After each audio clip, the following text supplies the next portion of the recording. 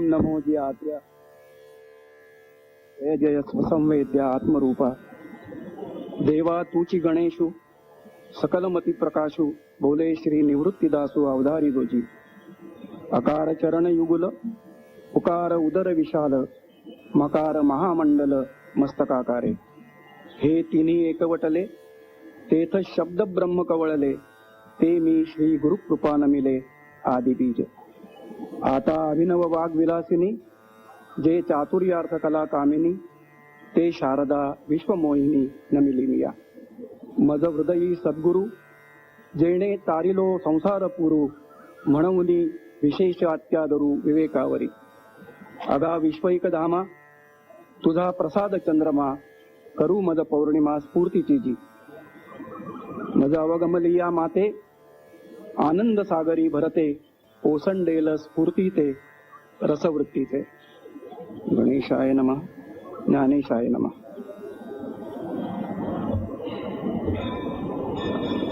व्यासपीठावरील देवदेवेश्वर संस्थानचे सरपंच श्री रामभाऊ चव्हाण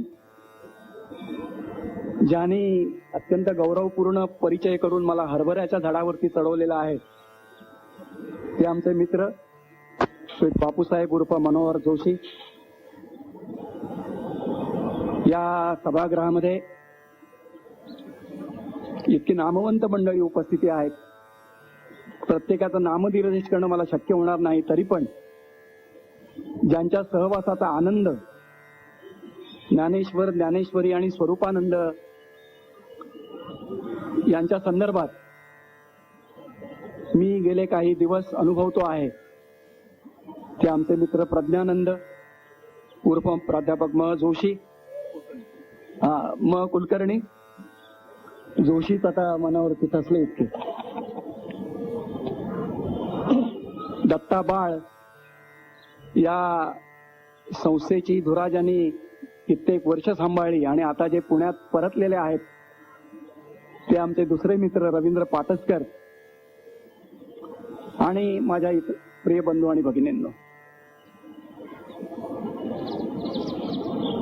खर तर तुम्हा सर्वज्ञाच्या समाजी प्रौढीन बोले होजी अवधान देयावे ही माझी विनवणी सलगी. हे सूत्र आपण लक्षात ठेवावं. कोणताही आध्यात्मिक अधिकार, कोणती सांप्रदायिक प्रतिष्ठा, कोणत्याही प्रकारची श्रेष्ठ परंपरा माझ्या पाठीशी नाही. विद्यार्थी दशेपासून शब्दांची संगत करत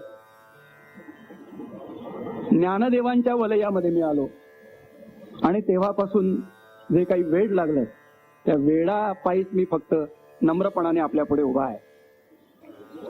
यामध्ये कोणत्याही प्रकारची प्रौढी नाही हे मी मगाशी ज्ञानेशांच्याच शब्दात आपल्याला सांगितलं. माझ्या दृष्टीने हा केवळ आनंदाचा विषय आहे, केवळ आनंदाचा विषय आहे. आणि म्हणून ज्या ज्या वेळेला मला ज्ञानेश्वरी संबंधी काही बोलण्याचं आमंत्रण येतं त्या त्यावेळी मी ते नम्रपणाने स्वीकारतो. यामध्ये कोणत्याही प्रकारची आपली काही विद्वत्तेची भूमिका, काही नवं सांगण्याचा अशा प्रकारचा आविर्भाव माझ्या मनामध्ये नसतो. त्यामुळे आपण या ठिकाणी ज्या अपेक्षेने आला असाल त्या अपेक्षा माझ्याकडून पूर्ण होतीलच असा मला दावा नाही. आणि त्यातही जो विषय मी अभावितपणे बापूसाहेबांना म्हणून गेलो की सत्य शिवसुंदर आणि ज्ञानेश्वर असा विषय आपण घेऊया, त्यामुळे आता मी दचकलेला आहे. सत्य शिवसुंदर आणि ज्ञानेश्वर. मला कालिदासाची आठवण झाली जो आता होतीये. रघुवंशाचं महाकाव्य लिहायला घेतल्यानंतर कालिदास असं म्हणतो की तितिरुषु दुस्तरम मोहात उडूपेनास्मी सागरम. मी सागर तरायला निघालो आहे पण माझ्या हातामध्ये फक्त फळकुटच आहे. एखाद्या फळकुटाच्या आधाराने मी सागर तरायला जाण्याचं धैर्य करतो आहे असं रघुवंशाच्या संदर्भात कालिदास म्हणाला. मी नम्रपणाने कालिदास नाही परंतु तेच शब्द वापरून असं म्हणेन की सत्य शिव सुंदराचा हा प्रचंड अशा प्रकारचा महासागर अवघ्या तासाभरात तरून जाणं हे माझ्याच्याने शक्य होणार नाही. ते फळकूट देखील माझ्यापाशी नाही. तेव्हा ही माझी भूमिका आपण लक्षात घ्यावी आणि जो विषय मी आपल्या पुढे मांडणार आहे त्यामध्ये काही त्रुटी राहिल्या, काही उणीवा राहिल्या, तर अपुरा राहिला तर न्यूनते परते अधिकते सरते करूनी घ्यावे हे तुमते विनवित असे. ज्ञानेशांचं आपलं हे बरं असतं. कुठल्या ना कुठल्या ओवीतून ते तुमच्या संरक्षणासाठी पटदिशी धावून येतात. कारण जीवनाच्या ज्या अंगाला त्यांनी स्पर्श केला नाही, ज्या भावनेला, ज्या विचाराला, ज्या वृत्तीला त्यांनी स्पर्श केला नाही, असा विषयच राहिलेला नाही. त्यामुळे जीवनातल्या कोणत्याही प्रसंगाला सामोरं जाईल अशी ओवी तडदिशी मनामध्ये येते आणि आपल्याला ती तारून नेते. असं काही अभूतपूर्व अशा प्रकारचं सामर्थ्य, अद्वितीय सामर्थ्य ज्ञानदेवांच्या वाणीमध्ये भरलेला आहे. मी हा विषय का स्वीकारला असं ज्या वेळेला मी स्वतःलाच प्रश्न विचारतो त्यावेळेला माझ्यावर झालेल्या संस्कारात त्याचं उत्तर आहे. सत्य, शिव आणि सुंदर ही मानवी जीवनाची अत्यंत महत्वाची स्थायीभूत अशा प्रकारची अंग आहेत. ईश्वरानं मनुष्याची जी रचना केलेली आहे 3 घटकांच्या अनुषंगानं केलेली आहे असं मला सातत्यानं जाणवत राहिलेलं आहे आणि ज्ञानदेवांच्या वाङ्मयाच्या वाचनातून ते मनावरती पक्केपणानं बिंबलेलं आहे. सत्याचा शोध म्हणजे स्वतःचा शोध, सत्याचा शोध म्हणजे जगाचा शोध, सत्याचा शोध म्हणजे परमेश्वराचा शोध. तर जीव जगत आणि परमेश्वर याच्या मूल स्वरूपासंबंधी माणसाने जाणून घेण्याचा जो सतत प्रयत्न चालवलेला असतो ते सत्य मला या ठिकाणी अभिप्रेत आहे. आणि ते सत्य सापडावं म्हणून ईश्वरानं तुम्हाला एक अत्यंत महत्वाची शक्ती दिलेली आहे, सगळ्याच मनुष्यांना दिलेली आहे आणि ती आहे बुद्धीची शक्ती आहे. त्या बुद्धीला मनाची जोड दिलेली आहे आणि या बुद्धी मनामध्ये पुन्हा एक अंतःप्रज्ञा नावाचं आणखी एक मोठं महत्वाचं शस्त्र दिलेलं आहे. जो बुद्धी, मन आणि अंतःप्रज्ञा यांच्या आधाराने तुम्ही सत्याचा शोध घेऊ शकता असा निर्वाळा मला ज्ञानदेवाच्या वाङ्मयातून सतत मिळत गेला. माणसाकडे या 3ही गोष्टी आहेत परंतु माणसं दुर्दैवाने त्याचा उपयोग करत नाही आणि याची जाण, याचं भान माणसाला यावं म्हणून हा विषय मी पहिल्यांदा घेतो. चला निघा शोधाला, स्वतःच्या स्वरूपाचा शोध करायला निघा, ईश्वराच्या स्वरूपाचा शोध करायला निघा, जीवात्म्याच्या जगताच्या स्वरूपाचा शोध करायला निघा. ती साधनं तुम्हाला दिलेली आहेत ईश्वरानं, मग स्वस्थ बसू नका. हा पहिला भाग झाला. त्यालाच जोडून आहे शिवत्व. जगत असताना सत्य काय हा जसा प्रश्न पडतो ना तसाच चांगलं काय वाईट काय असाही प्रश्न पडतो. शुभ काय अशुभ काय, धर्म काय अधर्म काय, न्याय काय अन्याय काय, ज्याला सोप्या भाषेत चांगलं काय वाईट काय असं आपण म्हणतो ते हे शिवत्व माणसाच्या जीवनामध्ये ईश्वराने निर्माण केलेलं आहे. हे शिवत्व आपल्याला मिळावं म्हणूनच आपली सगळी धडपड चाललेली आहे. ईश्वरानं त्याच्यासाठी सुद्धा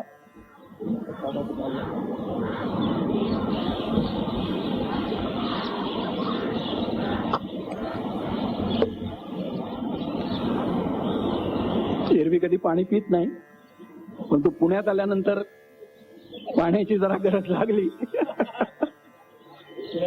पुण्याचं पाणी लागलं. हा शिवत्वाचा तो दुसरा संदर्भ आहे. असलं तर बरं, असलं तर बरं. त्यासाठी देखील ईश्वराने आणखी एक शक्ती दिलेली आहे. ती भावशक्ती दिलेली आहे, अंतःकरणाची, हृदयाची शक्ती दिलेली आहे. बुद्धीच्या शक्तीनं एखाद्या वेळेला सत्य गवसेल न गवसेल, परंतु अंतरीच्या भावशक्तीनं चांगल्या वाईटाचा, शिवाशिवाचा, शुभाशुभाचा, मंगल अमंगलाचा, न्यायान्यायाचा, धर्माधर्माचा आपल्याला शोध निश्चितच घेता येतो. ही दुसरी शक्ती माणसामध्ये ईश्वराने ठेवलेली आहे. तिचाही दुर्दैवाने अलीकडे माणसं वापर करायचा विसरत चाललेली आहे. तिसरा आहे सौंदर्य. जसं आपल्याला सत्य असत्य, शिव आणि अशिव या संबंधीची आंतरिक ओढ असते जाणून घेण्याची, तशी सुंदर काय आणि कुरूप काय याचा देखील आपल्या मनाला नकळतपणे प्रश्न पडत असतो. आणि मन आपलं सुंदराकडे ओढ घेतं, कुरूपतेकडे कधी ओढ घेत नाही, त्याच्यापासून दूरच जाण्याचा प्रयत्न करत. तर हे सुंदराचं जे जीवनातलं महत्व आहे त्यासाठी सुद्धा ईश्वराने आणखी शक्ती ठेवलेली आहे, ती संवेदनांची शक्ती ठेवलेली आहे. डोळ्यातून रंगांचं, रेषांचं, रूपांचं, आकारांचं सौंदर्य तुम्ही लुटू शकता. कानाने विविध ध्वनींचं, विविध श्रुतींचं, विविध संगीताचं, विविध तालांचं, विविध लयींचं अशा प्रकारचा आनंद तुम्ही कानातून लुटू शकता. जिभेतून विविध प्रकारच्या रुचीचं तो आनंद तुम्ही घेऊ शकता. नाकातून विविध प्रकारच्या सुगंधांनी भरलेल्या विश्वाचं आणखी एक अत्यंत परिमलयुक्त अशा प्रकारचं रमणीय जग तुम्ही अनुभवू शकता. तुमच्या त्वचेतून विविध प्रकारच्या स्पर्शाचं संवेदन विश्व तुम्ही जाणवू शकता. त्या किती गोष्टी ईश्वराने आपल्यामध्ये ठेवलेल्या आहेत बघा. जी पंच ज्ञानेंद्रिय आपण म्हणतो त्या ज्ञानेंद्रियातून आपला संबंध विश्वाशी सतत जोडला जातो. कानातून, नाकातून, डोळ्यातून, त्वचेतून, जिभेतून आपण केवळ जगत नाही, आपलं अंतरीचं मैत्र आपण विश्वाशी जोडत असतो. ज्ञानदेवानी हा शब्द वापरलेला आहे. भूता परस्परे पडो मैत्र जीवाचे, याचा अर्थ तुम्ही संवेदनांच्या संदर्भात तपासून पहा. केवढी मोठी साधन संपत्ती तुमच्यामध्ये ईश्वराने ठेवलेली आहे. तुमच्या डोळ्यांनी सतत तुम्ही विश्वाशी संबंध ठेवून आहात, कानातून ठेवून आहात, जिभेतून ठेवून आहात, परत परत पुनरावृत्ती करत नाही. या संवेदनातून या सगळ्या विश्वाशी नातं जोडण्याचं काम आपण करत असतो. आणि मग तुमच्या असं लक्षात येईल, यातून जीवनाच्या त्या महत्वाच्या घटना घडतात. एकातून तत्वज्ञानाचा जन्म होतो, सत्याच्या दर्शनातून तत्वज्ञानाचा जन्म होतो, शिवाच्या दर्शनातून संतत्वाचा जन्म होतो, आणि सौंदर्याच्या संदर्भातून कवित्वाचा जन्म होतो. आणि या तिन्हीचं सुंदर दर्शन ज्ञानेश्वरामध्ये इतक्या उत्तुंगपणानं, इतक्या उत्कटपणानं, इतक्या तीव्रतेनं प्रगटलेलं आहे की त्याला जगाच्या वाङ्मयामध्ये कदाचित आपल्याला तोड सापडणार नाही. आणि म्हणून हा विषय घेण्यामागे केवळ काही शाब्दिक खेळ करावा, गंमत करावी म्हणून हा विषय घेतलेला नाही.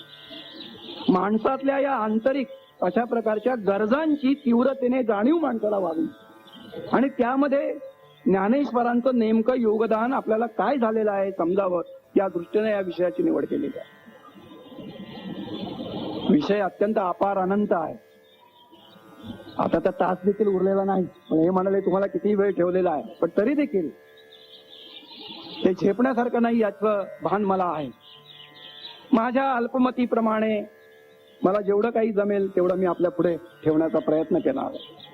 ज्ञानदेवांच्या व्यक्तिमत्वातले हे तीन घटक, एक तत्वज्ञान ज्ञानेश्वर, एक संत ज्ञानेश्वर आणि तिसरे कविश्रेष्ठ ज्ञानेश्वर, हे कशा रीतीनं त्यांच्या वाङ्मयातून उलगडतात त्याचं दर्शन आपल्याला घ्यायचं आहे. त्यातल्या सत्य दर्शनाचा हा पहिला भाग आहे आणि तो मूलभूत आधार आहे. हे पहिलं येण्याचं कारण तो ज्ञानदेवांचा मूलभूत आधार आहे. कारण जीवनाच्या या तीन अंगाकडे बघत असताना, ईश्वराचं स्वरूप शोधताना, त्याने निर्माण केलेल्या जगताचं स्वरूप शोधताना, या दोघांचा संबंध जोडणाऱ्या जीवाची निर्मिती करत असताना ज्ञानदेवांना जे सत्य गवसलेलं आहे ते इतके विलोभनीय आहे की त्या विलोभनीयतेतूनच त्यांच्या शिवत्वाचा आणि त्यांच्या सौंदर्याचा जन्म झालेला. ही गोष्ट आपल्या लक्षात येईल. तत्वज्ञानाच्या क्षेत्रात शिरलं की गहन अरण्यात शिरल्यासारखं आहे. त्यामुळे त्याच्या तात्विक चर्चेमध्ये मी शिरणार नाही. ज्ञानदेवांना या तीन संदर्भामध्ये जे जाणवत होतं ते त्यांच्या काही ओव्यांच्या अनुषंगाने मी आपल्या पुढे स्पष्ट करण्याचा प्रयत्न करणार. तात्विक चर्चा करत बसलो तर ते गूढ होण्याची शक्यता आहे, ते कंटाळवाणाही होण्याची शक्यता आहे आणि अपुरं तर राहण्याची शक्यता आहेच आहे.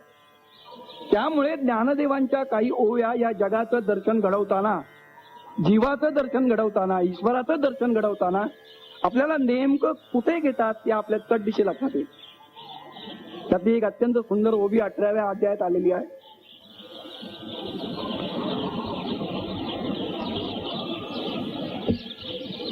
शेवटी तत्वज्ञानात महत्वाचा प्रश्न काय असतो आणि विज्ञानात तरी महत्वाचा प्रश्न काय आहे. आज विज्ञानाच्या अत्यंत वैभवशाली युगामध्ये आपण राहतो आहोत. विज्ञानाचा संबंध सोडून अध्यात्माची चर्चा यापुढे कोणी करू नये असं माझं स्वतःचं मत आहे. विज्ञान आणि अध्यात्म हे परस्परांचे वैरी आहेत, ही खुली कल्पना आता मनातून काढलेली बरी. कारण विज्ञानाला आता अध्यात्माचा आधार घ्यावा असं वाटतोय आणि अध्यात्माला विज्ञानाचा आधार घ्यावा असं वाटतोय. ही गोष्ट एकदा आपल्याला कळली की विज्ञान आणि अध्यात्म हे दोन्हीही सत्याच्याच प्रवासाला निघालेली अशी साधनं आहेत. कोण कमी कोण श्रेष्ठ याच्याही फंदात पडण्याचं आपण कारण नाही. सत्य हे सत्यच असतं. विज्ञान देखील त्या सत्याच्याच शोधात आहे आणि अध्यात्म देखील त्या सत्याच्याच शोधात आहे. आता अध्यात्माला गवसलेलं सत्य आणि विज्ञानाला गवसलेलं सत्य कर्मधर्म संयोगाने आपल्या भारतीय संस्कृतीच्या सद्भाग्याने एकत्र येण्याचा प्रयत्न करतात. आणि या संबंधीचे अनेक ग्रंथ अनेक वैज्ञानिकांनी लिहिलेले आहेत. हे मी आपल्याला मुद्दाम सांगू इच्छितो की विज्ञानाला गवसलेली सत्य ही आता अध्यात्माच्याच मार्गाने पुढे नेली पाहिजेत असा प्रकारचा विचार आता विज्ञानामध्ये येऊ लागलेला आहे. काही चर्चेत मी फारसा शिरणार नाही, परंतु हा विचार अत्यंत महत्वाचा असल्यामुळे मी आपल्या पुढे ठेवलेला आहे. शेवटी सत्यदर्शन हे बाह्य प्रमाणाने अंतःप्रमाणाने अशा दोन प्रकारांनी करता येतं. विज्ञान बाह्य प्रमाणाने ते शोधण्याचा प्रयत्न करतं, ते प्रयोग करतं, इंद्रियांची मनाची बुद्धीची सगळ्याची मदत घेतं आणि भौतिकरित्या आपल्याला जे दिसतंय त्याच्या मागे काय आहे याचा शोध घेण्याचा प्रयत्न करतं. हे बाह्य प्रमाणाचा विश्व आहे. बाह्य प्रमाणाचा विश्व आहे म्हणून कमी दर्जाचा आहे असं समजण्याचं काही कारण नाही. कारण एकत्वाच्या एका मूलभूत सिद्धांताच्या दृष्टीने आता विज्ञानाची प्रगती सुरू झालेली आहे. सगळ्या जगाच्या मुळाशी एकच काहीतरी आहे. अहो विज्ञानाने ते सिद्ध केलं. अध्यात्माने सांगण्याच्या गरजच उरलेली नाही. वस्तुमात्राच्या अंतरंगामध्ये जात जात विज्ञानाने आज सांगून टाकलं की ऊर्जेच्या शक्तीच्या प्रकटनातून त्या सगळ्या विश्वाची निर्मिती झालेली आहे. आईन्स्टाईनचा E=mc² हा जो सिद्धांत आहे ज्याने जगामध्ये उलटापालट घडवली, त्याच्यानंतर हा जो सापेक्षतावाद आहे त्याचा, आणि काळ आणि अवकाश या दोन संकल्पना ज्या न्यूटन प्रणित विज्ञानामध्ये चालत आलेल्या होत्या त्या बदलल्यामुळे विज्ञानाने आता अध्यात्माची दृष्टी स्वीकारली आहे की काय असं आज वाटायला लागलेलं आहे. E=mc². ई म्हणजे एनर्जी, शक्ती, ऊर्जा. आणि हा सिद्धांत उपनिषद कालापासून ऋषी सांगत आलेले आहेत. एकम सत् विप्रा बहुधा वदंती. या विश्वाच्या पाठीमागे एकच सत्य असं मूलतत्व आहे. बाहेर ते विविध रूपात प्रकट होतं म्हणून शहाणी माणसं वेगवेगळ्या नावानं त्याला ओळखतात. एकम सत् विप्रा बहुधा वदंती. सदैव सौम्य इदम अग्रे आसीत. नासदीय सूक्तामध्ये प्राचीन ऋषीने सांगून ठेवलं, सत एव सौम्य इदम अग्रे आसीत. सत एक्झिस्टन्स हेच या जगाचं मूळ आहे. एकमेवाद्वितीयम. एकमेव, त्या पलीकडे दुसरं काही नाही. आज विज्ञान पदार्थ विज्ञान शास्त्राच्या आधाराने प्रत्यक्ष भौतिक वस्तू फोडत फोडत कुठे येऊन पोहोचलेला आहे? त्या एकत्वाकडे येऊन पोहोचलेला आहे. कुठलीही वस्तू जगातली आज घेतली तर तिच्या मूल रूपामध्ये एकत्व असल्याचं सिद्ध झालेलं आहे. त्याला इलेक्ट्रॉन म्हणत किंवा आणखी कोणतंही नाव देवत, त्याच्या ज्या अणूच्या अंतरंगातली जी रचना आहे ती विज्ञानाने शोधली, त्यातून एकच सिद्ध झालं. काय सिद्ध झालं?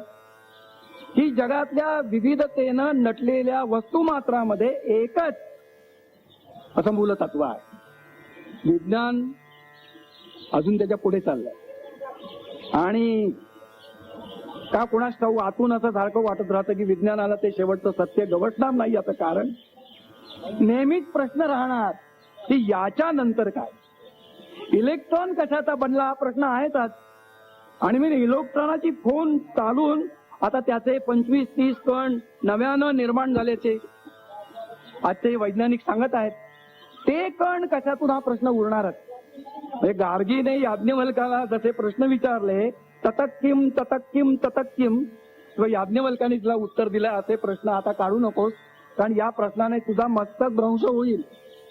तसं कदाचित विज्ञानाच्या संदर्भात यानंतर काय असं करत करत विज्ञानाचाही मस्तक भ्रंश होण्याची शक्यता मानायला काही हरकत नाही. विज्ञानाचा कमीपणा करण्यासाठी हे विधान मी केलेलं नाही, वस्तुस्थिती सांगण्यासाठी हे केलेलं आहे. कारण कोणत्याही भौतिक स्वरूपामध्ये तुम्ही मूल रूपाचा सत्य दर्शन घेण्याचा प्रयत्न केलात की त्याच्यानंतर काय हा प्रश्न शिल्लक राहणार. अध्यात्मामध्ये त्याच्यानंतर काय हा प्रश्न शिल्लक राहत नाही. याचं कारण अध्यात्माचं सत्यशोधनाचं साधन विज्ञानाचं नेमकं उलट आहे. अध्यात्मातलं सत्यशोधनाचं साधन आतून सुरू होत, बाहेरच्या विश्वातल्या घडामोडीची त्याला कर्तव्य नाही. त्या घडामोडीचाच त्याला शोध घ्यायचा आहे. पण अंतःप्रमाणाने अंतरंगातल्या सगळ्या आध्यात्मिक शक्ती जागवत साक्षात्काराच्या मार्गाने त्या सत्याचं दर्शन घ्यायचं. आणि ज्ञानेश्वरांना त्या सत्याचं दर्शन घडलं ते त्यांच्या साक्षात्कार शक्तीच्या जोरावरती घडलेलं आहे. त्यांनाच घडलं असं नव्हे, शंकराचार्यांना घडलं, रामानुजाचार्यांना घडलं, मध्वाचार्यांना घडलं, उपनिषदातल्या सर्व ऋषींना घडलं. आणि त्याने जे जे उद्गार काढले ते उद्गार जवळजवळ सारखे आहेत. मग वृत्तीनुसार, संस्कारानुसार, शिक्षणानुसार, अभिरुचीनुसार प्रत्येकाची उत्तरं भिन्न झाली असतील. शंकराचार्य काही मायावादाचा काही वेगळा विचार सांगून गेले असतील. ज्ञानेश्वर चिद्विलासवादाच्या दृष्टीनं काही एक नवा प्रकाश तत्वज्ञानामध्ये टाकत असतील. त्याची कारण ज्याने अनुभव घेतला त्याच्या मर्यादा त्याच्या मांडणीवरती पडतात. त्या अनुभवात काही फरक होत नाही. अनुभव सगळ्यांचा एकच आहे. शंकराचार्यांना झालेला साक्षात्कार आणि ज्ञानेश्वरांना झालेला साक्षात्कार एकच आहे, एवढं कृपा करून लक्षात ठेवायचं. त्यात कोण कमी कोण जास्त हा विचार कृपा करून मनामध्ये येऊ द्यायचा ना. मानवी पातळीवरती आल्यानंतर ही सगळी चर्चा सुरू होते. आणि म्हणून या सत्याच्या दर्शनामध्ये ज्ञानदेवांना गवसलेलं जे सत्य आहे त्याला चिद्विलास असा एक सुंदर शब्द वापरला जातो. वास्तविक ज्ञानदेवांच्या वाङ्मयामध्ये हा शब्द कुठेही येत नाही.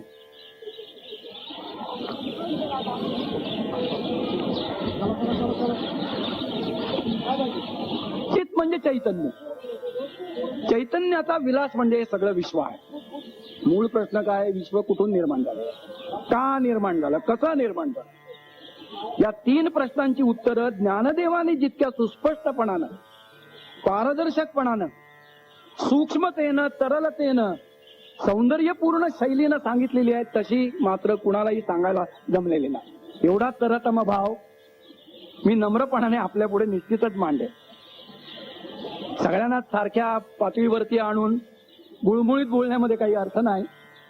ज्ञानदेवांच्या सूक्ष्मतेमध्ये, तरलतेमध्ये, सौंदर्य वृत्तीमध्ये असं काही आगळेपण आहे की त्यामुळे त्यांची अनुभूती पूर्णतः वेगळं रूप होऊन पडते. आणि तिचा मनाला इतका मोह पडतो की ज्ञानदेवाविषयी काय बोलू आणि काय बोलू नको असं सारखं मनाला होत राहतं. हा जो चिद्विलासाचा सिद्धांत आहे, हा काय सिद्धांत आहे? ज्ञानदेवांची 18व्या अध्यायामध्ये एक ओवी आहे, आपुलिया धावे पुढा. जरा नीट समजून घेण्याचा प्रयत्न करा. तत्वज्ञानाच्या क्षेत्रात शिरतो आहोत आपण, गहन अरण्यात शिरतो आहोत आपण. आपुलिया धावे पुढा टाकुनी दृश्यत्वाचा गुंडा. आपुलिया म्हणजे कोण? त्या आत्मतत्वाने, ज्ञानमय मूलतत्वाने, ज्ञानेश्वरांच्या तत्वज्ञानानुसार त्या विश्वाचं मूळ ज्ञानमय मूलतत्व आहे. ते ज्ञानमय आहे आणि सगळ्यांचं मूळ आहे. ओम नमो जे आद्या, वेद प्रतिपाद्या, पहिली ओवी त्यांची, नमनाची पहिली ओवी त्यांचं तत्वज्ञान संपूर्णपणाने उलगडून सांगते. हे आश्चर्यजनक आहे. ते आद्य आहे, या सगळ्या विश्वाच्या मुळाशी आहे, त्याच्या पूर्वी आणखी काही नाही. वेद प्रतिपाद्या, वेदाने देखील ते मूलतत्व शोधण्याचा प्रयत्न केला हो, परंतु त्याला नेती नेती म्हणत स्वस्त बसावं लागेल. हे सांगितलं ते सांगितलं तरी शेवटी अहो हे नव्हेच असं 10 वेळा पुन्हा निक्षून सांगत उपनिषद म्हणतात नेती नेती नेती. म्हणजे प्रतिपादनापुरतीच वेदांची शक्ती सीमित राहिली. हे वेद प्रतिपाद्या या शब्दातून त्यांनी सुचवलं. स्वसंवेद्या आत्मरूपा, आणि त्याचं अत्यंत नेमकं असं व्यवच्छेदक लक्षण स्वसंवेद्य या शब्दामध्ये त्यांनी उलगडून सांगितलं. स्वतःलाच जे स्वतः जाणू शकतं असं काहीतरी अगम्य असं त्या मूलतत्वाचं रूप आहे. म्हणूनच ते तुम्हा आम्हाला कधीशी गवसू शकत नाही, हे भान ठेवायचं. बुद्धिवादी बुद्धिप्रामाण्यवादी आम्हाला विचारतील पुरोगामी की आम्हाला ते तुमचं आत्मतत्व दाखवा. तो दाखवण्याचा विषय नाही. विज्ञातारम अरे तेन विजानीयात. सर्व जाणणाऱ्याला कोण जाणणार? सर्वांच्याच मुळाशी असलेला कोण जाणणार? ज्या क्षणी तो जाणेल त्या क्षणी जाणणारा त्याच्यापेक्षा मोठा ठरतो. असं हे अगम्य तत्व स्वसंवेद्य आहे. ते स्वतःच स्वतःला जाणत असतं. ही साक्षात्कारातली गूढ रहस्यमय अशा प्रकारची भाषा आहे. आणि साक्षात्काराची ही गूढता कुणीही कमी करण्याचा प्रयत्न करू नये. कारण नेहमीच्या आपल्या व्यवहारात सुद्धा काही अनुभव, विशेषतः सुखाचे अनुभव आपल्याला स्पष्ट करून कुणालाही सांगता येत नाही. अध्यात्म क्षेत्रातला साक्षात्काराचा अनुभव बाजूलाच ठेवूया. संगीत ऐकल्यानंतर होणारं सुख, चांगलं भोजन केल्यानंतर होणारं सुख, चांगला स्पर्श झाल्यानंतर होणारं सुख, तुम्ही मला समजावून सांगा. तुम्ही सांगू शकत असाल तर मला सांगा. ते स्वसंवेद्य असल्यामुळे सांगता येत नाही. ते तुम्ही अनुभवलं तरच समजू शकतं, नाहीतर समजू शकत नाही. आता कळलं स्वसंवेद्य या शब्दाचा अर्थ. म्हणून असं काही अगम्य रहस्यमय अशा प्रकारच्या या तत्वाचा ज्ञानदेवानी ते ज्ञानमय मूल तत्व असं समजून त्या ज्ञानमय मूल तत्वाने काय केलं? आपुलिया धावे पुढा. आपल्या धावे त्याची जी काही गती होती त्या गतीमध्ये फेकुनी दृश्यत्वाचा गुंडा. हे विश्व, आपल्या सभोवतालचं विश्व विविध प्रकारच्या दृश्यांनी विनटलेलं आहे. अनंत वेशे अनंत रूपे देखियले त्यासी बाप रखुमादेवी वरू कोण बाणलीसी कैसी. हा गुंडा फेकून देणारा बाप रखुमादेवीवर आहे. तोच आत्मा आहे, तोच परमात्मा आहे, तेच चैतन्य आहे, तेच परतत्व आहे, तेच सत्तत्व आहे. काही शब्द वापरा. ज्ञानेश्वर मात्र त्याला हे सगळे शब्द वापरू नये. वस्तुतत्व असा अत्यंत सुंदर शब्द वापरतात. त्या वस्तुतत्वाने, त्या आत्मतत्वाने, त्या मूलतत्वाने आपल्या पुढे या विश्वाचा हा दृश्याचा पसारा असा फेकून दिला. चिदविलासाची त्यांची संकल्पना आता स्पष्ट व्हायला लागली. आपुलिया धावे पुढा फेकुनी दृश्यत्वाचा गुंडा. पुढचा अर्धा चरण अत्यंत महत्वाचा आहे. तिथे तुमच्या आमच्यात प्रगटलेला जो परमात्मा आहे त्याचं स्वरूप वर्णलेलं आहे. आपुलिया धावे पुढा फेकुनी दृश्यत्वाचा गुंडा. उभारी मागेली कडा. आता त्या वस्तुतत्वाने, त्या आत्मतत्वाने सगळं विश्व निर्माण केल्यानंतर, सगळी दृश्य निर्माण केल्यानंतर मागे जाऊन तो द्रष्टा म्हणून उभा राहिला. तुम्ही जरा चकित होऊन, प्रश्नचिन्हांकित होऊन माझ्याकडे बघताय.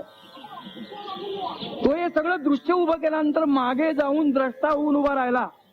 तो द्रष्टा जरा शोधण्याचा प्रयत्न केला तर तुमच्या लक्षात येईल तो द्रष्टा दुसरा तिसरा कोणी नसून तुम्ही आहात. जीवरूपामध्ये प्रगट झालेला हा परमात्मा तुमच्या आमच्यात येऊन त्यानेच निर्माण केलेली दृश्य सृष्टी द्रष्टा होऊन पाहतो आहे. मी माझ्या दृष्टीतून हे विश्व पाहतो आहे. याचा अर्थ परमात्मा माझ्या दृष्टीत येऊन, माझ्या दृष्टीतून त्यानेच निर्माण केलेलं हे विश्व पाहतो आहे. आता सोपं झालं. तोच माझ्या कानात येऊन विविध ध्वनीतून निर्माण झालेली सृष्टी तोच अनुभवतो आहे. तोच माझ्या जिभेत येऊन विविध रुचीतून प्रगटलेली ही विश्वाची चमत्कृती तोच अनुभवतो आहे. माझ्या त्वचेत येऊन विविध प्रकारच्या स्पर्शाची अत्यंत रमणीय अशा प्रकारची दुनिया तोच उपभोगतो आहे. या नाकामध्ये तोच आला, वासही तोच झाला. ते विविध प्रकारचे गंध परिमल तो या नाकातून सारखे अनुभवतोच आहे. फेकुनी दृश्यत्वाचा गुंडा. उभारी मागेली कडा द्रष्टुत्वाचे. द्रष्टा म्हणून तो तुमच्या आमच्यामध्ये येऊन उभा राहिला. हे ज्ञानदेवांचं विश्वाच्या संदर्भातलं आणि या विश्वामध्ये निर्माण झालेल्या तुम्हा आम्हा जीवांच्या संदर्भातलं त्यांना साक्षात्कारात गवसलेलं सत्य आहे. मग त्याला तुम्ही चिदविलास म्हणा, काही नाव द्या. नावामध्ये काही नाही, काही नाही म्हटलं तरी चालेल. तेव्हा हा जो त्यांचा अत्यंत मूलभूत सिद्धांत आहे त्याची बैठक उत्तम रीतीनं त्यांनी अनुभवामृत या ग्रंथामध्ये प्रकट केलेली आहे. अनुभवामृत या ग्रंथाचं वैशिष्ट्य असं की तो सिद्धानुवाद आहे. एका सिद्ध पुरुषानं, एका परिणत प्रज्ञ अशा साक्षात्कारी मनानं विश्वाशी जोडलेलं आपलं नातं त्याच्यातून अत्यंत सुंदर रीतीने उलगडलेलं आहे. अप्रतिम ग्रंथ आहे, कळायला तितकाच अवघड आहे. त्याचं कारण आपण असं मानतो की तर्काचं आणि अध्यात्माचं पटत नाही म्हणून. हे साप खोटं आहे हे ज्ञानदेवानी अनुभवामृतामध्ये पानापानावरती ओळी ओळीमध्ये सिद्ध केलेलं आहे. तर्काच्या आधाराने प्रत्येक गोष्टीची चर्चा करत करत ज्ञानदेवांनी सुंदर प्रतिमा वापरत अत्यंत गहन विषय सोपा करून अनुभवामृतेमध्ये मांडलेला आहे. अहो त्यांची नमनाची ओवी आहे. शिवशक्ती समावेशन या प्रकरणामध्ये ते शिवशक्तींना नमस्कार करतात. अद्वैत अनुभूती म्हणजे काय हा विषय घेऊन ज्ञानदेवानी अनुभवामृतामध्ये त्याचे पदरन पदर उलगडत अत्यंत तरल, अत्यंत सूक्ष्म, अत्यंत व्यापक, सर्वसमावेशक अशा अनुभवाला भिडण्याचा प्रयत्न केलेला आहे. ओवी अशी आहे, मीठपणाचा सांडोनी मीठपणाचा लोभू. मिठाचं उदाहरण घेतलेलं आहे. ज्ञानदेव आपल्या जीवनातल्या आपल्या अनुभवातल्या गोष्टीच्या पलीकडे जात नाहीत. आपल्या अनुभवातल्या जवळच्या गोष्टी घेऊनच दूर असलेल्या परतत्वाकडे आपल्याला घेऊन जातात. सांडोनी मीठपणाचा लोभू, काय सुंदर शब्द वापरलेला आहे. मीठपणाचा लोभ होता मिठाला. मी मीठ आहे, आता ते स्वतःला लावून बघा. मी मीठ आहे असा जो त्याला लोभ होता तो लोभ त्याने टाकला. सांडोनी मीठपणाचा लोभू, मिठे सिंधुत्वाचा घेतला लाभू. मिठाने सिंधुत्व व्हायचं ठरवलं, मग काय होईल? मिठा सिंधुत्वाचा घेतला लाभू, तैसा अहम देवोनी शंभू शांभवी झालो. ज्ञानदेवानी स्वानुभव इतक्या सुंदर रीतीने व्यक्त करून टाकला. माझं मी पण मावळलं, माझं मी पण गेलं, ते विरून गेलं. अहम देवोनी शंभू शांभवी झालो. तो शिव आणि शक्ती याच्या समावेशनामध्ये ज्ञानदेव म्हणतात मीच शंभू झालो, मीच शांभवी झालो. कारण माझं मी पण आता मावळून गेलं, माझं मी पण उरलंच नाही. प्रतिमा वापरली मिठाची, मिठाला सिंधू व्हायचं होतं, त्याने मिठाने त्या सिंधूमध्ये उडी घेतली, त्याचं मीठ पण विरघळलं आणि तो सिंधू झाला. ज्ञानदेव म्हणतात माझं मी पण मावळलं आणि मी शंभू झालो, शांभवी झालो. शिवशक्ती समावेशे नमन केले मी ऐसे. या शिवशक्तींना एकत्र अद्वैत रूपामध्ये मी असं नमन केलं, रंभा गर्भ आकाशे निघाला जायचा. काय रंभा गर्भ आकाशे निघाला जायचा. ब्रह्मा म्हणजे केळीचं झाड, केळ. आणि स्वतःच्या अनुभवातून प्रकट केलेला आहे. सौंदर्याचा तिसरा घटक आहे. आता आपल्या लक्षात येईल लागेल तो कसा उलगडतो. ज्ञानदेव दोन संदर्भ उभे करतात आपल्या पुढे. ज्ञानदेवानी एक मिठाचा संदर्भ दिला आणि दुसरा स्वतःचा संदर्भ दिला. मिठाने अहमपणा टाकल्याबरोबर त्याचा सिंधू झाला. ज्ञानदेवांच्या अहमपणाच्या मावळल्याबरोबर त्याचा शंभू झाला. एका संदर्भाकडून ज्ञानदेव दुसऱ्या संदर्भाकडे जातात आणि या संदर्भाच्या जोडणीमध्ये एक अप्रतिम अशा प्रकारचं सौंदर्य दडलेलं आहे.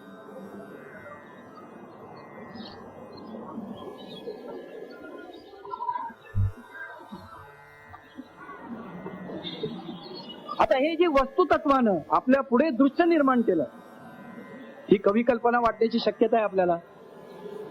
पण ही कवी कल्पना नाही, हा प्रत्यक्ष अनुभव आहे. आपला अनुभव काय आहे, आपलं जगणं काय आहे जरा तपासून बघा. आपलं सगळं जगणं हे ज्ञानमय आहे. भले या भौतिक वस्तूशी आपला संबंध येत असेल, पण भौतिक वस्तूशी येणारा आपला प्रत्येक संबंध हा ज्ञानरूपामध्ये असतो. आपल्या जाणीवेच्या केंद्रामध्ये ज्या विविध अशा प्रकारच्या जाणीवा निर्माण होत राहतात, त्या जाणीवेतून जगाशी आपला संबंध येत राहतो. हे जर कळलं तर ज्ञानमय मूलतत्व मग काय याचा अर्थ आपल्याला समजेल. अवघड आहे थोडं समजायला, तत्वज्ञानात्मक आहे ते, परंतु सोपंही आहे तितकंच. की माझ्या जाणीवेच्या केंद्रामध्ये सगळ्या ज्ञानात्मक प्रक्रिया सतत घडत असतात, आणि या ज्ञानात्मक प्रक्रिया जर तुम्हाला समजल्या तर ज्ञानमय मूलतत्वाच्या ज्ञानात्मक प्रक्रिया तुम्हाला उलगडू शकते. जगाचा सगळा व्यवहार हा जाणीवेच्या कक्षेतला व्यवहार आहे. म्हणून गुरुदेव रानडे यांनी आपल्या उपनिषदावरील ग्रंथामध्ये आत्मा म्हणजे जाणीवेचं केंद्र असं त्याचं समीकरण मांडलेलं आहे. आता नव्या काळामध्ये नवे संशोधक या दृष्टीने विचार करायला लागलेले आहेत. अमेरिकेमध्ये अॅरिझोना नावाचं जे विद्यापीठ आहे तिथे study of centre of consciousness नावाची एक संस्था स्थापन झालेली आहे. Study of centre of consciousness, जाणीवेचं केंद्र, तिचा अभ्यास. आणि तिथे या संबंधीच्या साक्षात्कारी पुरुषांच्या अनुभवाची चर्चा त्यांच्या परिषदामधून करण्याचा गेले कित्येक वर्षाचा प्रघात पडलेला आहे. त्यातून आणि विज्ञानाच्या क्षेत्रामध्ये निर्माण झालेला जो एक विचार आहे तोही मी आपल्याला सांगतो की शेवटी विज्ञानाने या सगळ्या जगाचे नियम शोधून काढले.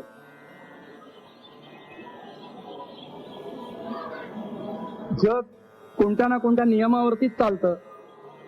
न्यूटनने गुरुत्वाकर्षणाचा एक मूल सिद्धांत आपल्या पुढे मांडला, सगळ्यांना माहित आहे तो. जगातल्या सगळ्या यावत वस्तुमात्रामध्ये कोणत्या ना कोणत्या प्रकारचं आकर्षण आहे. गुरुत्वाकर्षणाच्या नियमावरती सगळ्या ब्रह्मांडाची रचना चालत असते, कळतं आपल्याला. दुसरा नियम आहे इलेक्ट्रोमॅग्नेटिक, विद्युत चुंबकीय, अशा प्रकारच्या काही नियमाने या सगळ्या घटना पुन्हा बांधलेल्या आहेत. मध्ये एक चुंबकीय वादळाची बातमी येऊन गेली बघा. सूर्यावरून निघालेल्या ज्वाळांनी किंवा ऊर्जांनी पृथ्वीवरचं संतुलन बिघडणार आहे अशा प्रकारचं भय निर्माण झालेलं होतं. हे जे चुंबकीय वादळ वगैरे जे प्रकार आहेत ना, तो हा जो विद्युत चुंबकीय नावाचा जो दुसरा नियम आहे त्याच्यातून सगळं घडतं.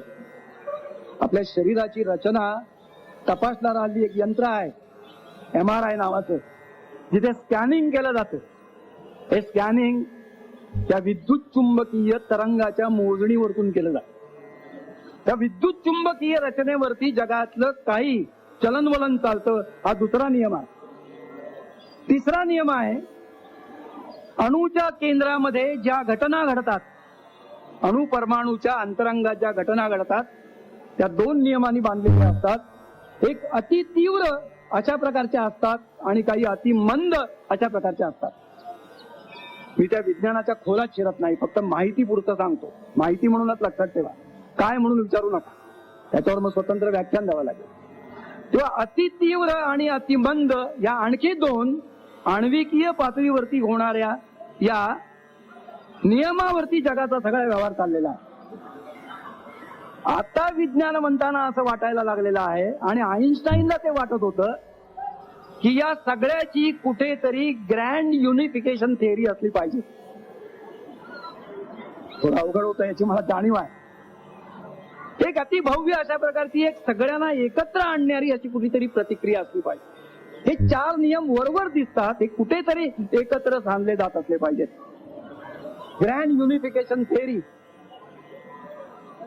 ऑफ नॅचरल लॉज, निसर्गाचं नियमन करणारे जे नियम आहेत, कायदे आहेत, ते कुठेतरी एकत्रपणानं केंद्रित झालेले असले पाहिजेत. आज विज्ञान त्या दृष्टीनं प्रयत्नशील आहे. कुठे पोचलाय मलाही आज ठाऊक नाही. त्याचा अर्थ काय? त्याचा अर्थ या जगाच्या सगळ्या रचनेमध्ये कुठेतरी एकच तत्व असलं पाहिजे, हे विज्ञानाला सुद्धा आज गवसलेलं आहे. आता मग सगळी शास्त्र घ्या, शरीरशास्त्र जरी घेतलं ना तरी या शरीरशास्त्राच्या रचनेमध्ये कुठे ना कुठेतरी एकत्व साधण्याची प्रक्रिया आता जीवशास्त्रामध्ये सुरू झालेली आहे. जीवशास्त्र असो, सूक्ष्म जीवशास्त्र असो, मायक्रोबायोलॉजी असो, या सगळ्या ठिकाणी विज्ञान कुठेतरी मुळामध्ये एकत्वाकडे प्रवास, त्याच दिशेनं प्रवास करत आहे. सांगण्याचा हेतू असा होता की एकंदर आपल्या अध्यात्माची सत्यदर्शनाची शक्ती अशा प्रचंड गतीनं विज्ञानाला आपल्याकडे खेचते आहे की ज्ञानदेवांच्या या जाणीवेच्या केंद्राचं सूक्ष्माती सूक्ष्म अशा प्रकारचं दर्शन कदाचित उद्या विज्ञानाला घडू शकेल. किंवा आपुलिया धाबे पुढा फेकुली दुष्टत्वाचा गुंडा. जरा थांबतो इथे आणि तुम्हाला थोडं प्रयोग करायला सांगतो. तुम्ही या क्षणी तुमच्या जाणीवेच्या केंद्राला थोडं डिवचा आणि त्याला प्रसरण पावायला लावा. तुमचं जाणीवेचं केंद्र कितपत प्रसरण पाहू शकेल? मला असं वाटतं अमर याच पद्धतीनं ते प्रसरण पाहू शकेल. या क्षणी माझ्या जाणीवेच्या केंद्रामध्ये कोणताही विचार, कोणतीही कल्पना, कोणतीही वृत्ती, कोणतीही प्रवृत्ती, जगातली काहीही गोष्ट मी या क्षणी निर्माण करू शकतो. हे जर तुमच्या लक्षात आलं तर ज्ञानमय आत्मतत्वाची शक्ती केवढी प्रचंड असेल. तुम्हा आम्हाला जर आमच्या जाणीवेच्या केंद्रामध्ये बुडी मारून आईन्स्टाईनने E=mc² शोधून काढलं म्हणजे काय केलं? त्याच्या प्रतिभेनं, त्याच्या प्रज्ञेनं त्याच्याच जाणीवेच्या केंद्रामध्ये खोलवर बुडी मारून ते तत्व शोधून काढलेलं. तेवढे बाहेर नव्हतं, त्याच्या आतमध्येच होतं, त्याने शोधून काढलं. ज्ञानदेवांच्या चिदविलासाच्या संकल्पनेशी बरोबर सगळं जुळतं. अनेक विज्ञानवंतांना शोध लागतात, अनेक कवींना, साहित्यिकांना नव्या नव्या कल्पना सुचतात, संगीतकारांना नव्या नव्या रागाचं दर्शन घडतं, चित्रकारांना नवी नवी रंगाची सृष्टी नवेपणानं दरवेळेला दर्शन देतं. याचा अर्थ त्यांच्या जाणीवेच्या केंद्रातून हे सगळं निर्माण होत असतं. ज्ञानदेवांनी या सत्यदर्शनाला अशा रीतीने हात घातलेला. ज्ञानदेव या मूल रूपाला एक सुंदर शब्द वापरतात. वस्तू असा ज्ञानदेवांचा आवडता शब्द आहे. मला वाटतं मला किती तास बोलावं.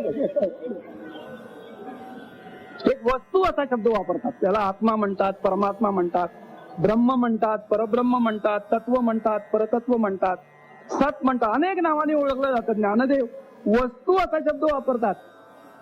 किती सर्वसमावेशक शब्द आहे. ब्रह्म म्हटलं की संसार वजा होतोय, तुमच्या लक्षात येईल. ब्रह्म म्हटलं की जड वस्तू वजा होते, पण वस्तू म्हटलं की काहीच वजा होत नाही.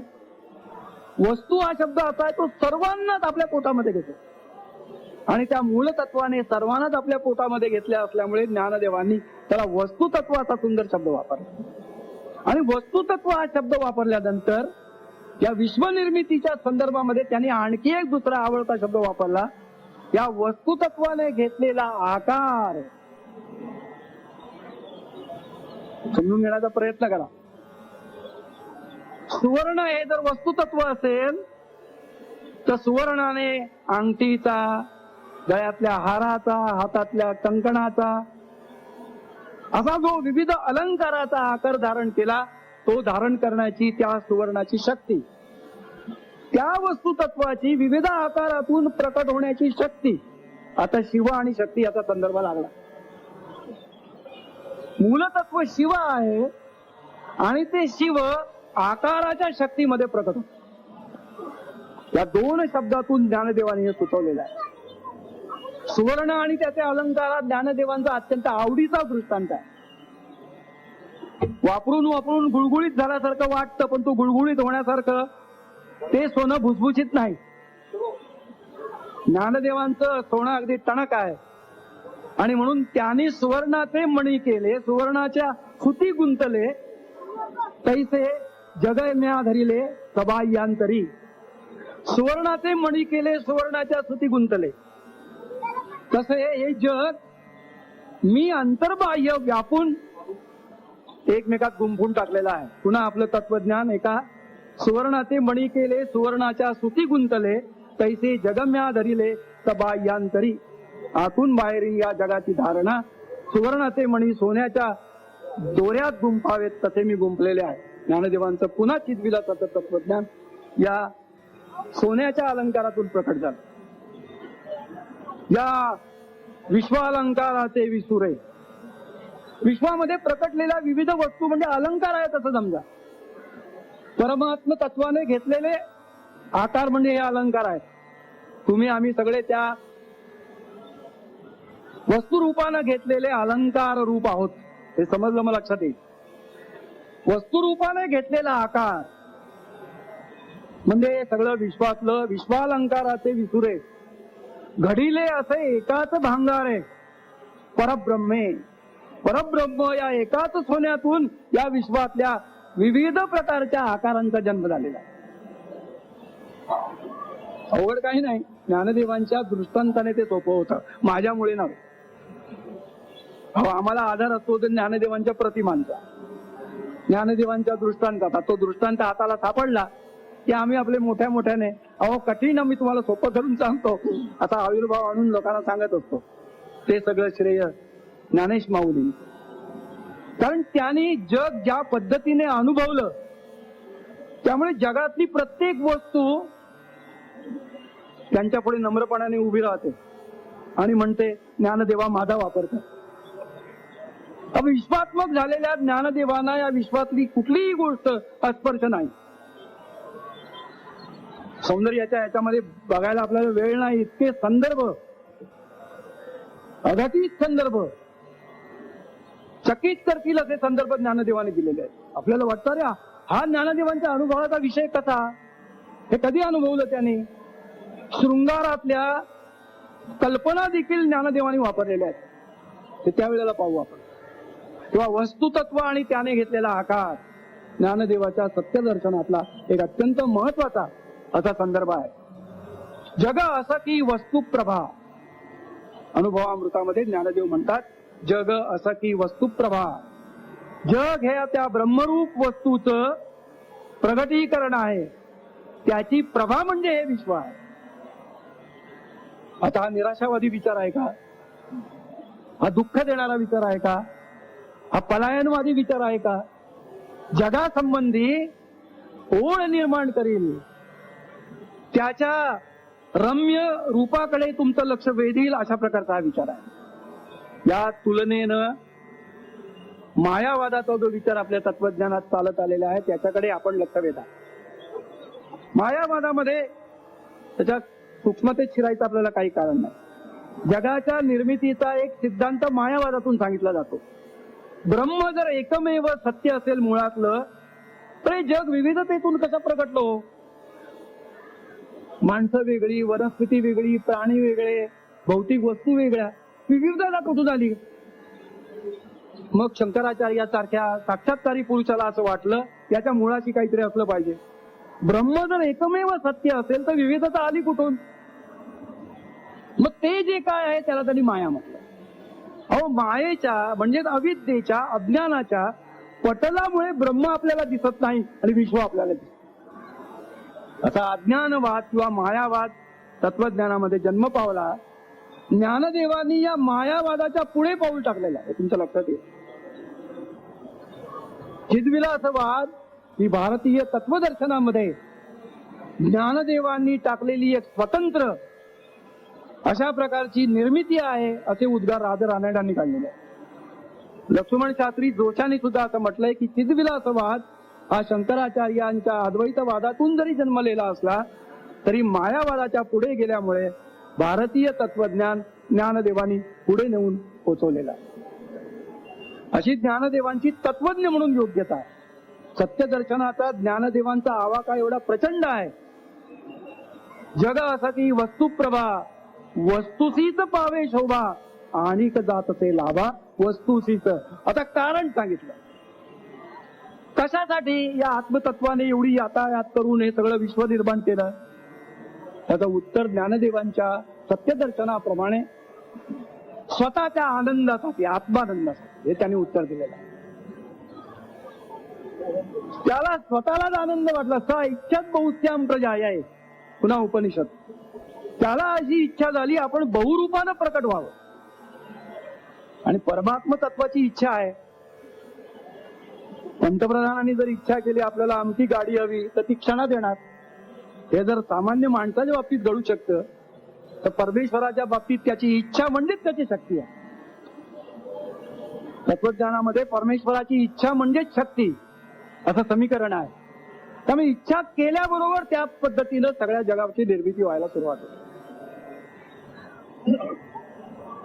स्व इच्छत बहुश्याम प्रजाय, त्याला स्वतःला पाहण्याची तीव्र इच्छा झाली आणि त्याच्यातून या विश्वाचा जन्म झाला, अशी ज्ञानदेवांची संकल्पना आहे. आपुलेची मुख पहावयाची भूत, अनुभवामृतात म्हणतात ते आपुलेची मुख पहावयाची भूक. सोपं आहे की नाही आता कळायला? अहो मला माझं मुख पाहायचं आहे. बाणता बा आणि केरी गेलं, मग कुठे जायचं? मला जर माझं रूप बघायचं असेल तर मला आरशासमोर गेलं पाहिजे, दुसरा काही पर्याय नाही. म्हणून आत्मतत्वाला ज्या वेळेला तीव्र इच्छा झाली की मला माझं रूप बघायचं आहे, अहो ज्ञानदेवाने इतकी सुंदर कल्पना केली. दर्शन वृद्धी बहुवसा, दर्शनाची समृद्धी मला हवी आहे. मलाच माझं दर्शन बहुरूपानं घ्यायचं आहे. दर्शन वृद्धी, दर्शन समृद्धी बहुवसा, चिच्छेषु मातला ऐसा, तो परमात्मा एवढा मातला. ज्ञानदेव फार सुंदर शब्द वापरतात. तो असा उन्माद त्याला चढलेला आहे की मला माझी विविधता काय आहे ती बघायची आहे. दर्शन वृद्धी बहुवसा अमृतानुभवातली ओवी आहे. दर्शन वृद्धी बहुवसा चिच्छेषु मातला ऐसा, शिळान पाये आरसा वेद्य रत्नांचा. त्याला स्वतःच रूप बघण्यासाठी शिळा आरसा चालत नाही, म्हणून त्याने या जगामध्ये विविधतेच्या रूपामध्ये अनेक आरसे उभे करून ठेवलेले आहेत. आता बघा, तुम्ही आम्ही सगळे आरसे आहोत परमात्म्याचे, स्वतःच रूप पाहण्यासाठी निर्माण झालेले. आता स्वतःच्या जीवनाचा संदर्भ कुठे पोहोचला तो बघा. आता ते क्षुद्र राहिलं काय? आता ते यत्किंचित राहिलं काय? आता ते निराशावादी राहिलं काय? पलायनवादी राहिलं काय? अरे परमेश्वरानं स्वतःचं रूप बघण्यासाठी झाडं निर्माण केली, प्राणी निर्माण केलं, वनस्पती निर्माण केली, चंद्र तारे आकाशातले सगळं ग्रहमंडळ निर्माण केलं, पाणी वारा सगळं काही त्याने स्वतःचं रूप बघण्यासाठी जागजागी आरसे निर्माण करून ठेवले. एका बाजूने सुंदर कविकल्पना आहे आणि त्याच कविकल्पनेतून ज्ञानदेवांचं तत्वज्ञान अत्यंत स्पष्टपणानं पारदर्शकपणानं प्रगट होत आहे, आपल्या लक्षात येईल. दर्शन वृद्धी बहुवसा चिच्छेषु मातला ऐसा, शिळान पाय आरसा वेद्य रत्नांचा. त्याला शिळा आरसा चालत नाही आणि अनुभवाचा आहे की नाही बघा. जगामध्ये तीच गोष्ट पुन्हा घडली असं घडत असलं तर सांगा. जग हे विविधतेने नटलेलं आहे. जग आपल्या काळाच्या प्रवाहामध्ये सतत पुढे जात आहे. अनंत गोष्टी अनंत प्रकाराने घडत आहेत, हे त्या तत्वज्ञानाने ज्ञानदेवांनी सांगून टाकलं आहे. दर्शन वृद्धी बहुवसा चिच्छेषु मातला ऐसा, शिळान पाया आरसा वेद्यरथ. आरसे नव्याने निर्माणच होत राहतात. विज्ञानात होतील, कलेत होतील, शिक्षणात होतील, समाजकारणात होतील, संस्कृती कारणात होतील, जीवनाच्या सगळ्या अंगामध्ये नव्या नव्या गोष्टींचा जन्म होतो. हे ज्ञानदेवांनी चिच्छेषु मातला ऐसा, शिळान पाया आरसा वेद्यरत्नांचा असं म्हणून पुढे आणखी दोन सुंदर ओळी आलेली. दृश्याची चोख मधवी. शेवटी जग निर्माण होतं म्हणजे दृश्य निर्माण होतात. दृश्याची चोख मधवी तिठी करून नेसवी व वेडवी. प्रत्येक दृश्य तो दृष्टीला नेसवतो.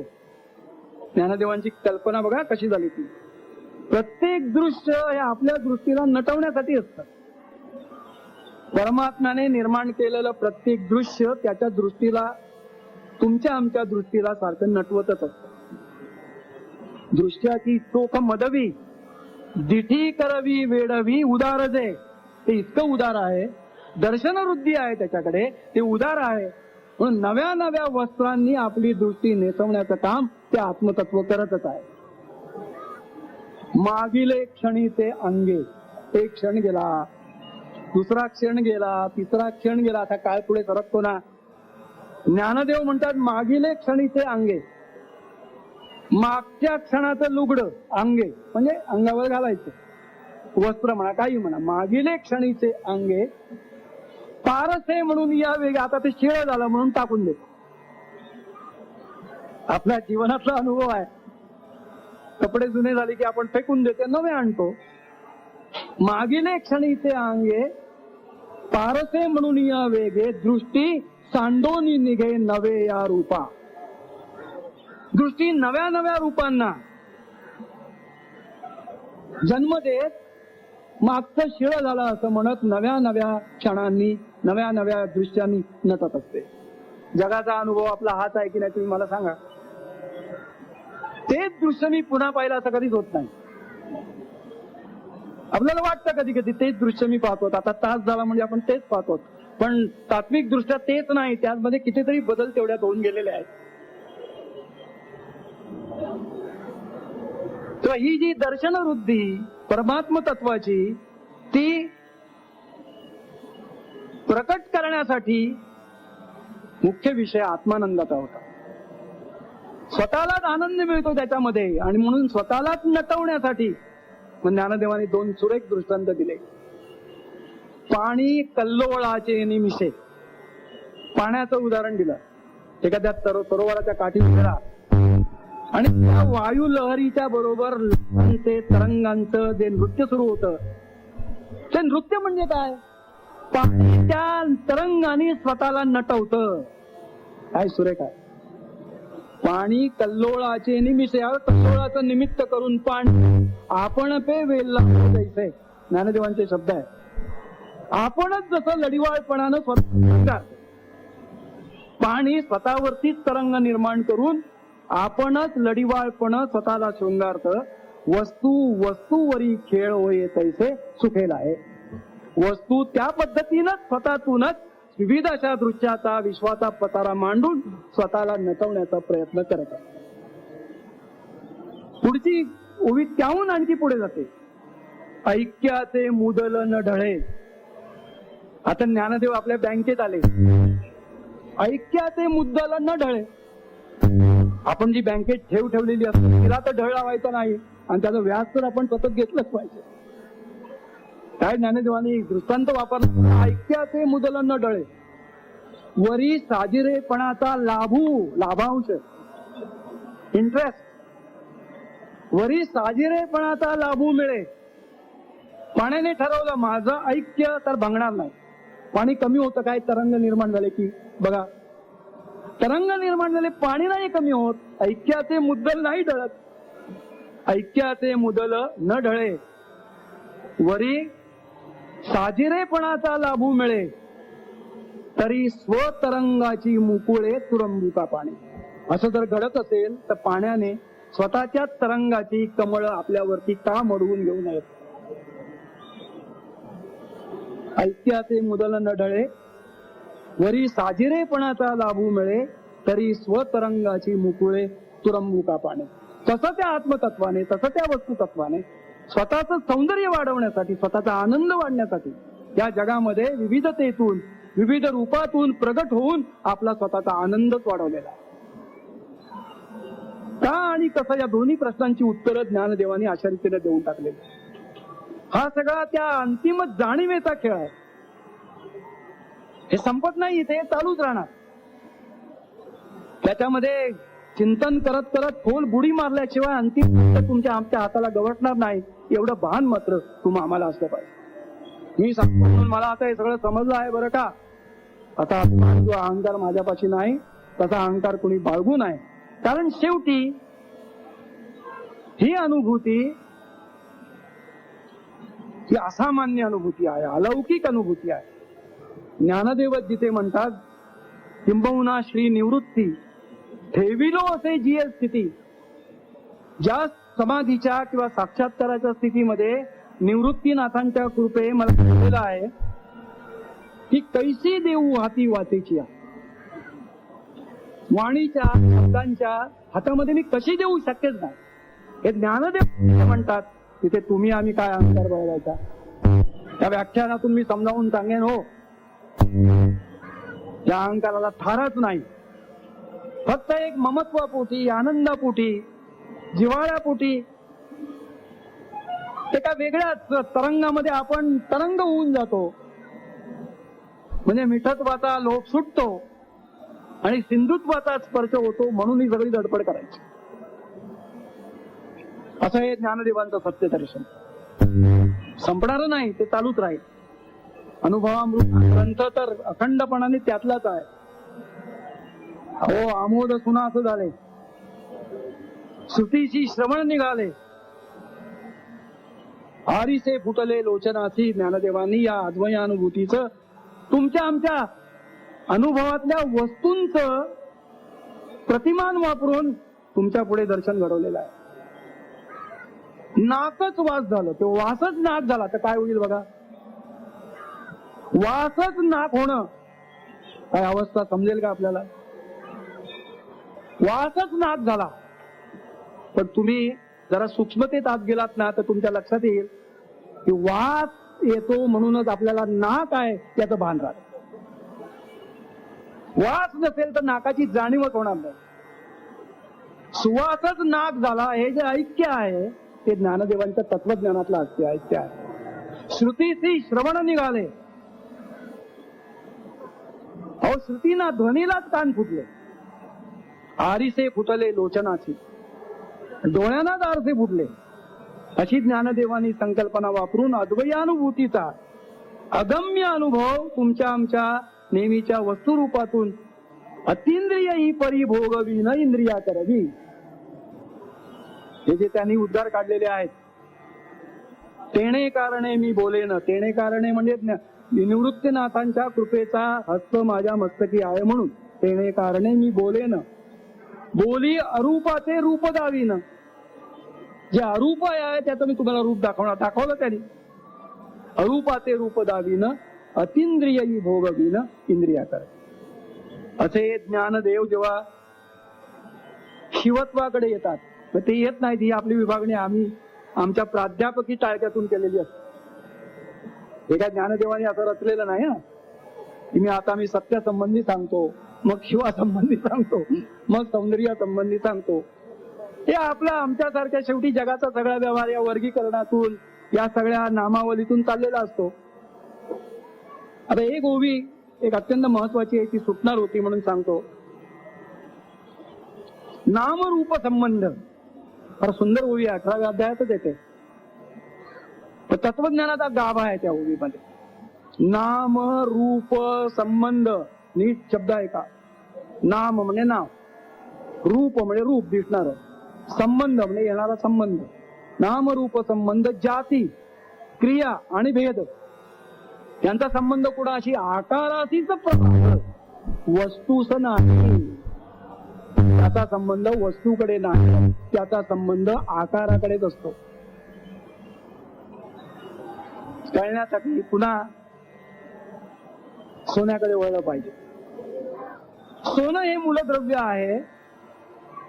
त्या सोन्याने आकार घेतला की त्या आकाराला जी नावं ठेवली जातात त्या नावाने वस्तूशी संबंध येत नाही, आकाराचे संबंध येत. सोन्याची अंगठी झाली. अंगठी हे नाव आकाराला आहे की वस्तूला आहे. अंगठी हे नाव सोन्याला आहे की त्या आकाराला आहे. आकाराला आहे, सोन्याला नाही. गळ्यातला हार, हार हे नाव त्या विशिष्ट आकाराला आहे. हे नाव त्या विशिष्ट आकाराला आहे. तसं या जगातल्या यच्चयावत आकाराला वेगवेगळी नावं आहेत. वस्तू तत्व त्यात तुमच्या तत्वाला देत नाही. आकाराशीच प्रवास, वस्तूच नाही. आणि मग साधी साधी उदाहरणं घेतली. लाकडाची खुर्ची केली.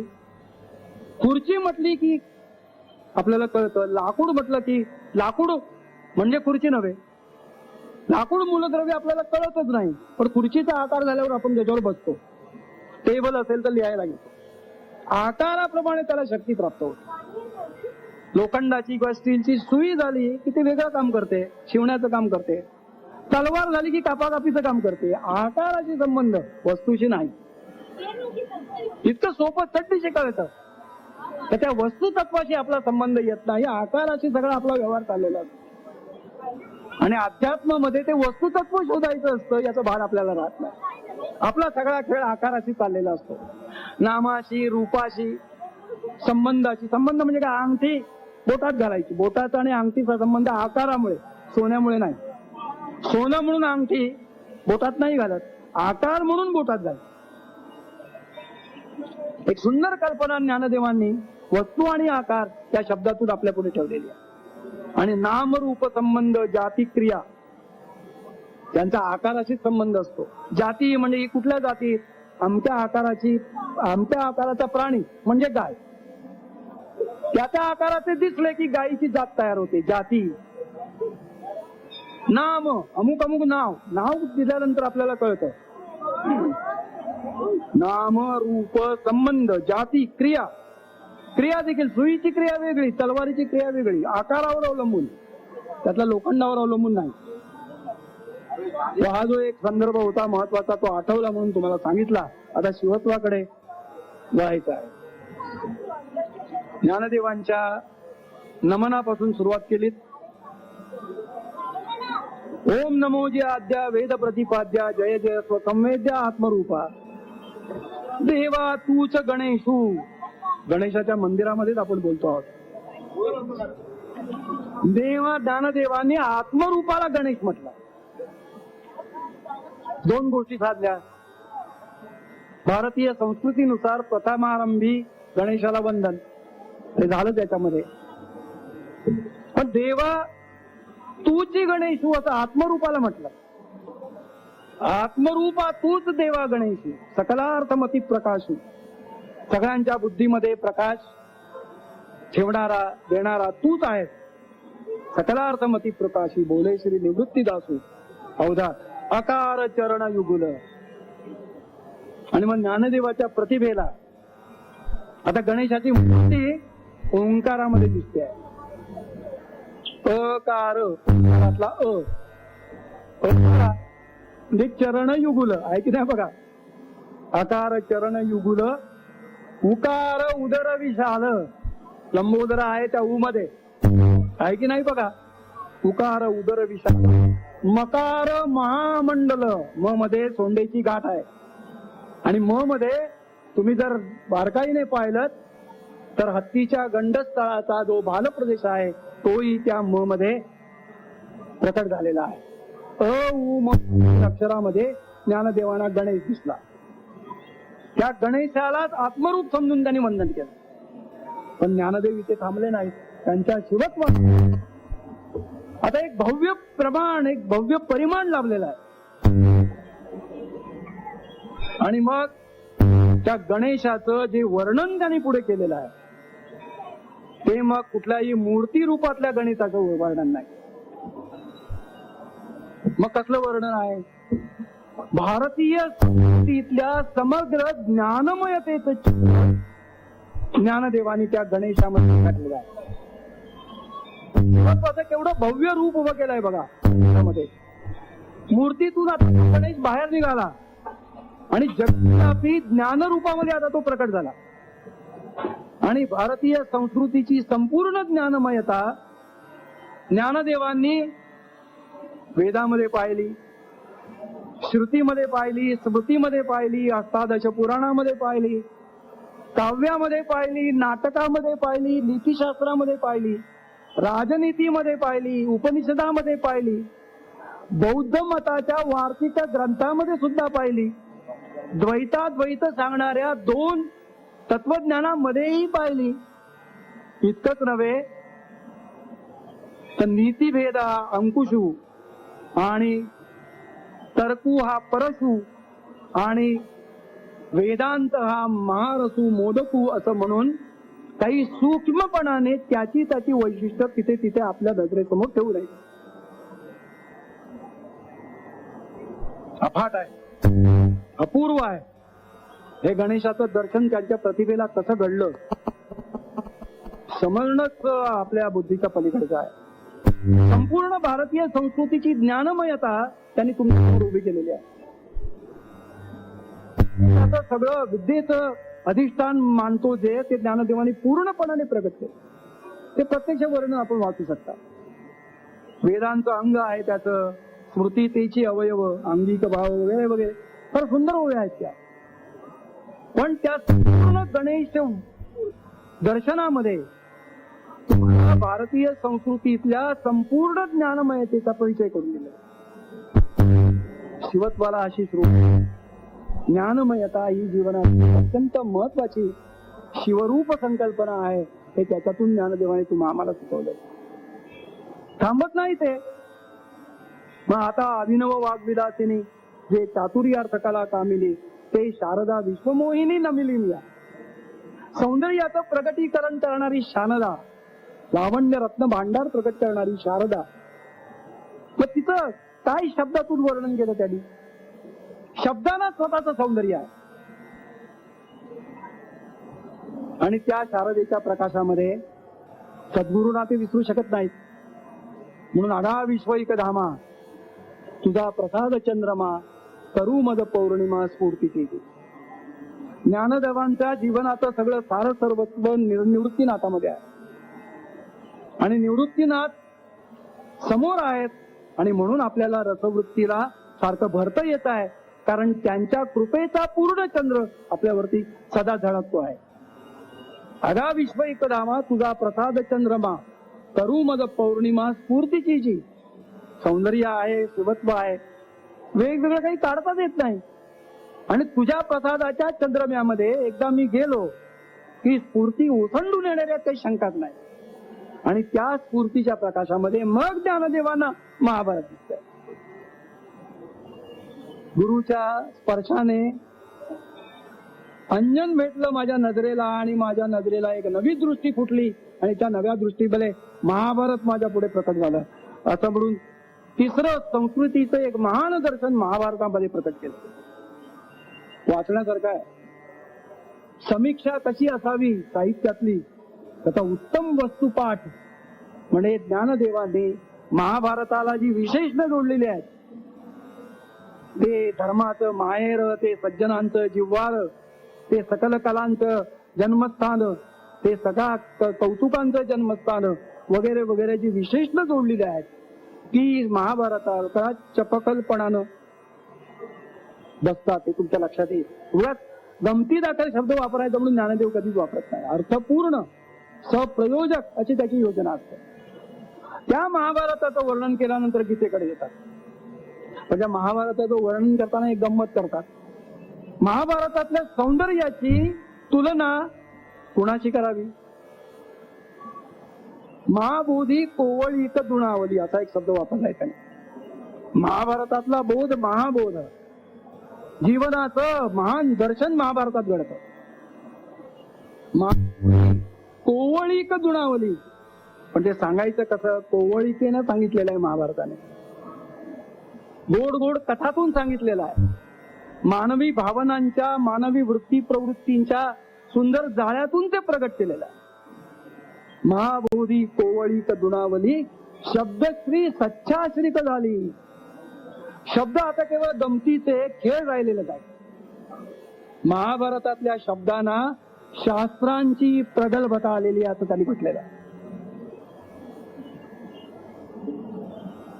शब्दश्री सच्छाश्रित झाली. खरं म्हणजे सगळं वर्णन ज्ञानदेवाच्या वाङ्मयाला लागतंय. ज्ञानदेवाने जणू काय स्वतःच्याच वाङ्मयाचं वर्णन केलं. नवरस सुधाब्दी लावण्य रत्न भांडार शारदेचे असं म्हणत महाभारताचं एक सुंदर असं दर्शन घडवल्यानंतर त्यातला जो भरत कमाल परागू त्या गीतेकडे ते वळतात. आणि गीता आहे तर भारतीय संस्कृतीचा